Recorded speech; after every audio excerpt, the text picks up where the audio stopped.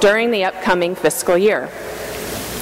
But there's another definition that I find very moving and perhaps more appropriate to our cause, and that is the act of engaging and involving oneself.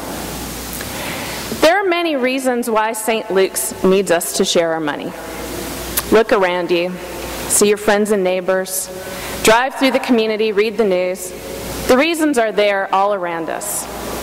And that logic is a very sound reason for us to give. But it's not the only reason why we all need to give from our hearts and from the abundance that God has graciously bestowed upon us back to St. Luke's.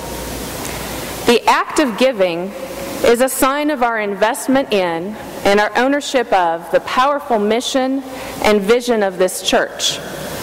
It is an expression of our confidence in it, and it creates a powerful, self-fulfilling prophecy. Human beings are funny people. The more we personally put into some goal, the more we seem to be committed to making that goal happen. So let's run a thought experiment this morning. Let's pretend I'm going to run a lottery for $1,000, and I'm picking two of you out of the crowd today to take part. One of you I'm going to hand a ticket with the number already printed upon it. The other one of you, I'm handing a blank slip of paper for you to write your own number. And then we're going to have a twist, because before I run my lottery and pull out the winning number, I'm going to offer you a sure thing. I will buy back your lottery number. You name your price, and I'll give you cold hard cash if you'll give up your chance to win the lottery. You know what? Even though this is a game of chance, and each person's odds are exactly the same, and there actually is a mathematically correct and logical dollar amount at which both people should be willing to sell me their lottery ticket, time and time again when scientists have run this experiment with people from all walks of life, a funny thing happens. The person who has written their own number requires 5 times more money on average to sell back their ticket.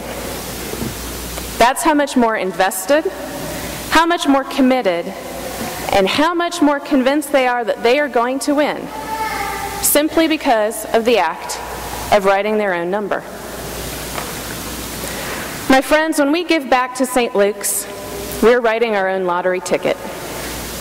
Our very willingness to invest in the future of this church will bind us to the mission and vision we've so carefully developed together.